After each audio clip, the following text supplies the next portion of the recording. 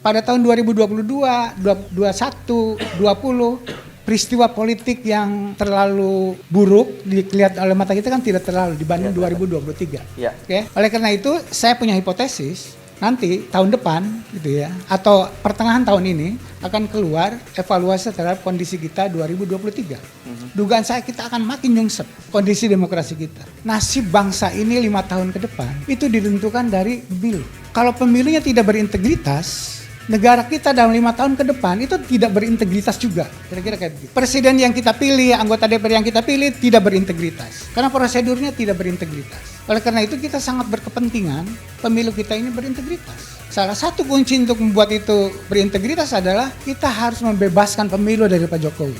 Orang bikin keributan itu nggak perlu 40%. Cukup 1 juta aja di Jakarta turun ke jalan, bakar-bakaran ribut. Itu yang aku takut. Karena orang tidak percaya pada hasil pemilu, maka solusinya adalah ribut. Itu akan kemana-mana.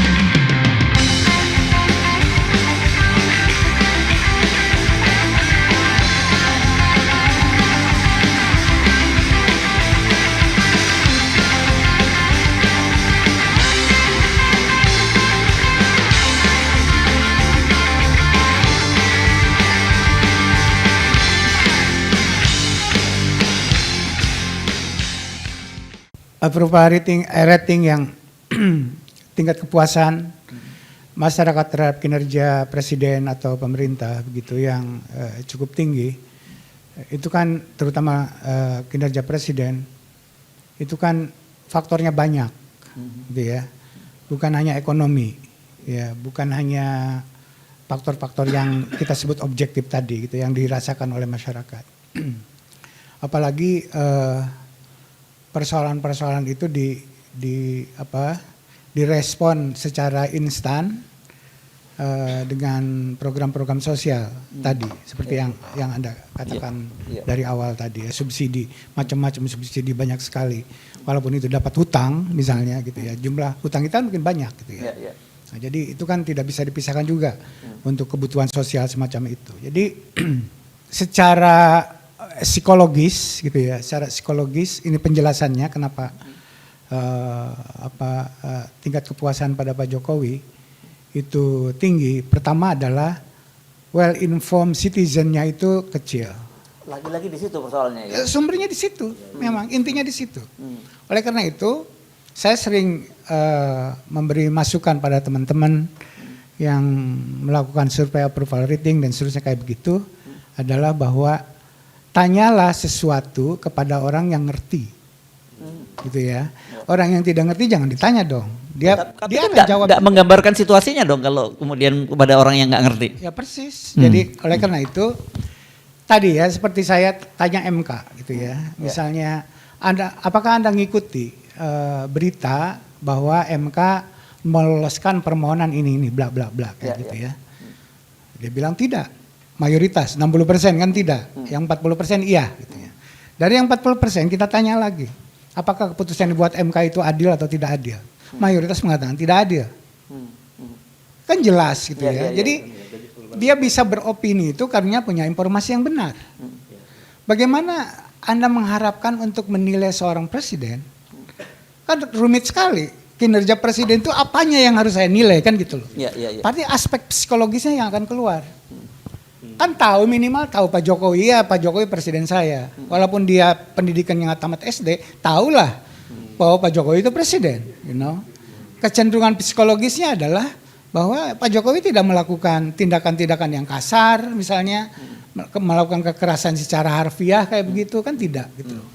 Dan memberikan subsidi gitu kan, yang cukup banyak kan kira-kira kayak begitu. Orangnya cukup untuk ukuran masyarakat kita cukup ramah, ya kan, gitu ya, dibanding saya mungkin. Gitu ya. Gue banget lah gitu ya. Jokowi ada kita itu cocok banget gitu ya. Itu cocok gitu ya waktu itu. Oleh karena itu angka itu harus dibacanya seperti itu, Bung Hersu ya. Saya polster dan ilmunya di situ gitu ya. Jadi harus membaca itu. Oleh karena itu beda dengan di Amerika. Kalau Anda tanya approval rating, itu selalu di bawah 50%. Karena orang sangat kritis, punya informasi, mana ada sih pemerintah yang sempurna, gitu kan. Gitu loh. Nah itu juga demikian di sini. Di sini kita harus diskon soal itu. Ya. Nah kalau Anda mau korelasikan tadi, bagaimana penilaian terhadap utang, bagaimana penilaian terhadap Gini Index, gitu ya. Bagaimana penilaian terhadap apakah kondisi ekonomi nasional kita membaik atau memburuk dan seterusnya kayak begitu. Angka-angka itu yang dipakai sama kita. Tapi itu kan terlalu sophisticated itu. Itulah sebabnya makanya kita tidak bisa menanyakan semua hal kepada semua orang. You know. Makanya untuk menilai misalnya demokrasi ya. Saya cenderung kalau ditanya bagaimana kinerja demokrasi kita sekarang. Kalau tanya pada masyarakat, baik Pak. Pasti jawabannya begitu. Karena dia tidak tahu apa yang diomongin dengan demokrasi. You know. Tapi kalau ditanya kemana saya, nah ini biasa digunakan oleh lembaga riset internasional, salah satu yang canggih adalah Variety of Democracy. Itu para ahli demokrasi dunia ngumpul di situ. Nah, kebetulan saya beruntung ikut penasehatnya di situ. Yang ditanya itu adalah orang yang well informed tentang politik di sebuah negara. Gitu ya. Oleh karena itu tidak harus tanya semua orang. Tanya orang yang ngerti masalahnya, kira-kira begitu. Kayak ekonom ditanya bagaimana pertumbuhan ekonomi sekian-sekian, kan nggak nanya sama masyarakat di pasar. Ya kan? Tanyanya pada ekonom misalnya. Oleh karena itu untuk demokrasi misalnya kita lihat sejak Pak Jokowi jadi presiden 2014 sampai sekarang dari berbagai aspek demokrasi mengalami penurunan yang luar biasa. Termasuk demokrasi elektoralnya. Salah satu komponen dari demokrasi elektoral adalah integritas pemilu. Pemilu yang clean, yang bersih gitu ya. Itu dilihat bukan hanya waktu kita melakukan pencoblosan, tapi dari prosesnya bagaimana KPU bekerja, bagaimana Bawaslu bekerja, dan seterusnya. Sayangnya angka itu baru sampai pada analisis pada tahun 2022, gitu ya. Pada tahun 2022, 21, 20, peristiwa politik yang terlalu buruk dilihat oleh mata kita kan tidak terlalu dibanding 2023. Oke. Oleh karena itu saya punya hipotesis nanti tahun depan gitu ya atau pertengahan tahun ini akan keluar evaluasi terhadap kondisi kita 2023. Dugaan saya kita akan makin nyungsep gitu ya. Kondisi demokrasi kita. Mungkin kita udah masuk ke dalam kondisi yang masuk autokrasi gitu, istilahnya atau otoritarianisme. Kira-kira kayak begitu. Nah ukurannya apa? Simpel saja, misalnya bagaimana peran KPU, bagaimana peran Bawaslu dan seterusnya. Udah ribuan kasus diperiksa oleh Bawaslu dan itu nggak jalan gitu loh. Oke? Jadi dilihat dari aspek itu aja. Bagaimana netralitas aparatur negara. Udah jelas sekali gitu ya. Bagaimana polisi terlibat, laporan di media kita ikutin tiap hari kayak begitu.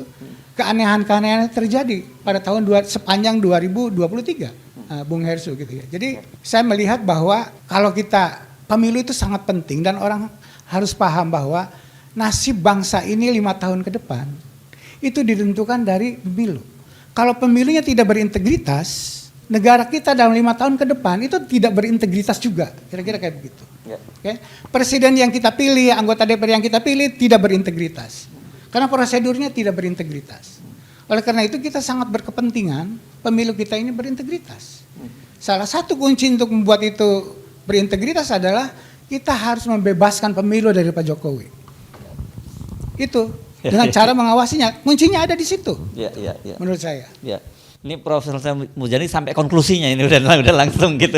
Nggak apa-apa. Tapi saya terusin dulu ini, merasa penasaran sedikit ya Prof. Ini dampaknya. Kan sekarang ini kalau gitu saya boleh tanya apakah berarti sebenarnya approval rating itu sengaja digunakan untuk memberikan justifikasi atau legitimasi kepada Pak Jokowi. Dan ini tentu ada kaitannya kemarin ketika dia ingin memperpanjang masa jabatannya ya. Yang kedua kalau dikaitkan dengan situasi sekarang, kan Anda tadi menyatakan bahwa kalau mau survei hanya pada orang yang ngerti kan gitu. Tetapi kan ketika nanti pemilu itu kan orang yang 60% nggak ngerti tadi juga ikut mencoblos dan suara mereka itu sama dengan suara Anda yang seorang profesor politik kan begitu. Persis. Jadi itu dua hal yang berbeda. Gitu ya. Oke. Nyoblos itu simple. Oke. Tidak perlu canggih Anda memahami sesuatu yang jadi sebab Anda memilih A. Ya. Memilih Anies, memilih Ganjar atau memilih Pak Prabowo. Ya. Tidak perlu canggih-canggih gitu. Cukup dikasih uang 50.000 udah selesai. Kan gitu loh. Ya. Tapi kalau ditanya bagaimana kinerja Pak Jokowi, wah itu lain lagi ceritanya, Bung, gitu ya. Nah oleh karena itu, tapi tidak salah, cuma harus hati-hati membacanya, gitu ya. Bahwa Anda menanyakan kinerja pemerintah, kinerja presiden pada orang yang tidak ngerti, gitu ya. Kita akan dapat datanya AEO kayak begitu ya. Yang dia tidak ngerti masa tapi ngomong bagus, gitu kan. Jadi yang 80% itu data AEO itu ya? AEO itu, gitu ya. Maksud saya, Oke. sebagian ya itu. Ya. Itu adalah gambaran objektif Ya. masyarakat kita ya begitu. Tidak salah. Ya. Kita menanya pada mereka bahwa mereka tidak well informed person, Oke. sehingga kondisi sekarang pun dianggap positif. Ya. Itu fakta. Oke. Gitu ya, bahwa ada 80% orang yang approval rating pada Pak Jokowi-nya bagus, itu fakta. Gitu ya. Ya. Dan saya tidak argue dengan teman-teman ini, cuma bagaimana memahami yang 80% itu sesungguhnya gitu. Anda harus diskon besar-besaran di situ. Ya, ya. Nah itu satu. Kedua, tapi juga menjelaskan dalam beberapa hal walaupun tidak mayoritas. Karena kalau 80% itu diterjemahkan secara full sebagai dukungan terhadap Pak Jokowi dan Pak Jokowi mendukung Prabowo, Enggak yang milih juga. Prabowo harus 80% juga. Tapi kan nyata kan enggak. Ya, ya, ya. Setidaknya belum 50% kan begitu lah sampai hari ini. Itu artinya apa? Ada sesuatu di situ. Yang faktor yang membuat orang milih itu bukan hanya karena faktor Pak Jokowi, tapi jelas bahwa orang mendukung Prabowo itu karena Pak Jokowi. Ini pemilu Pak Jokowi, bukan pemilu Prabowo. Ya. Jadi Anies sama Ganjar itu berhadapan dengan Pak Jokowi, bukan dengan Prabowo. Prabowo udah lewat sebenarnya gitu.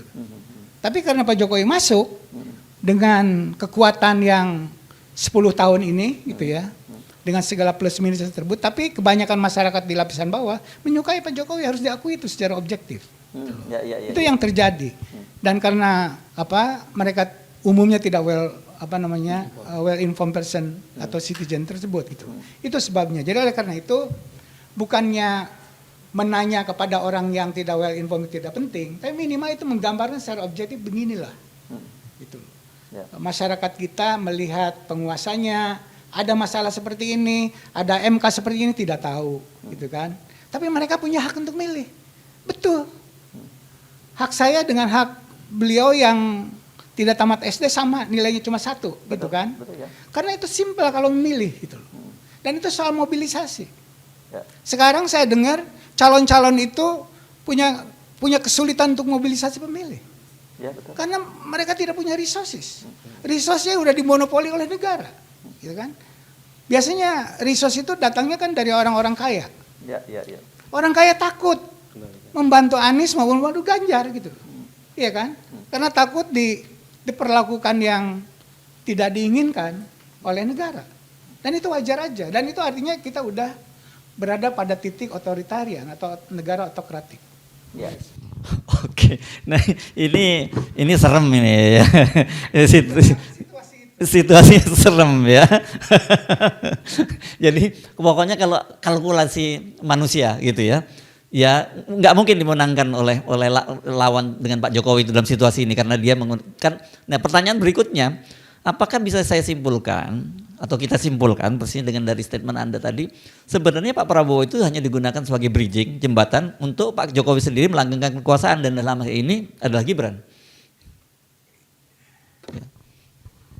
Kalau itu kedua-duanya lah ya. Kedua-duanya.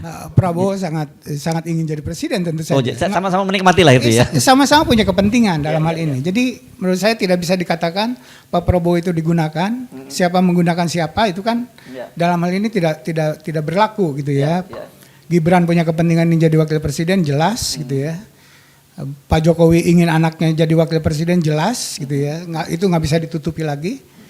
Pak Prabowo udah berulang-ulang nyalon gitu ya, dan sekarang kesempatan ada orang yang mau membantunya, dan itu adalah kesempatan. Menurut saya kedua-duanya berkepentingan untuk memenangkan Pilpres ini, dan sampai hari ini setidaknya saya tidak tahu apakah akan 1 atau 2 putaran, itu soal yang lain lagi.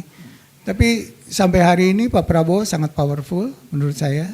Dukungan massa terhadap Prabowo sangat kuat. Karena tadi sangat jelas Pak Prabowo itu jadi kuat itu karena di belakangnya ada Pak Jokowi. Itu trennya jelas sekali. Makin jelas Pak Jokowi mendukung Prabowo, maka dukungan rakyat terhadap Pak Prabowo semakin kuat. Begitu misalnya ada saat di mana Pak Jokowi tidak jelas kepada siapa, itu jadi kabur kembali. Nah sekarang tidak ada momen-momen yang tidak jelas itu menurut saya. Udah sangat eksplisit berada di belakang Pak Prabowo. Ya. Karena itu kemudian Anda tadi langsung konklusinya ya Pak Jokowi itu harus dimaksudkan itu ya. Itu alasannya kenapa mesti dilakukan langkah itu ya. Bukan soal untuk mencegah Pak Prabowo berkuasa, bukan soal itu. Tapi lagi-lagi ini soal integritas pemilu. Karena apa? Yang saya khawatir misalnya ada pemilu 2014 gitu ya. Ketika Pak Jokowi waktu itu presiden Pak SBY gitu ya. Pak SBY kebetulan partainya waktu itu tidak bisa berkoalisi dengan PDI Perjuangan untuk mendukung Pak Jokowi. Saya tahu Pak SBY ingin mendukung Pak Jokowi waktu itu. Tapi itu tidak terjadi. Tapi tidak ada indikasi-indikasi yang menunjukkan Pak SBY menggunakan negara untuk mendukung Prabowo waktu itu. Ya kan? Relatif netral waktu itu. Nah, oleh karena itu justru Pak Jokowi kemudian yang itu adalah oposisi partainya PDI Perjuangan terhadap Pak SBY gitu ya, memenangkan Pilpres waktu itu. Itu indah menurut saya. Itu legitimate waktu itu, pemilunya punya integritas sehingga kemudian situasi politik bisa terjaga. Yang saya takut adalah dengan kekisruhan dalam proses ini, setidaknya sepanjang 2023 ini, orang kemudian menjadi tidak percaya pada hasil pemilu.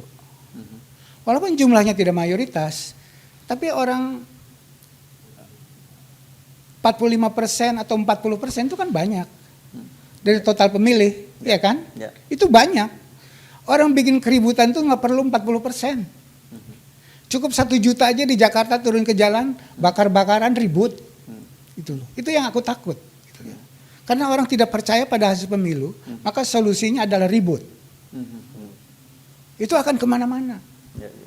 Ya risikonya gitu. Itu yang saya, oleh karena itu untuk menyelamatkan negeri ini adalah kuncinya dalam waktu yang dekat ini adalah menyelamatkan pemilu. Bagaimana caranya pemilu ini bisa dipercaya hasilnya. Oleh karena itu sumber-sumber yang bisa menciptakan ketidakpercayaan harus dijauhkan dari pemilu. Itu Bung Hesu.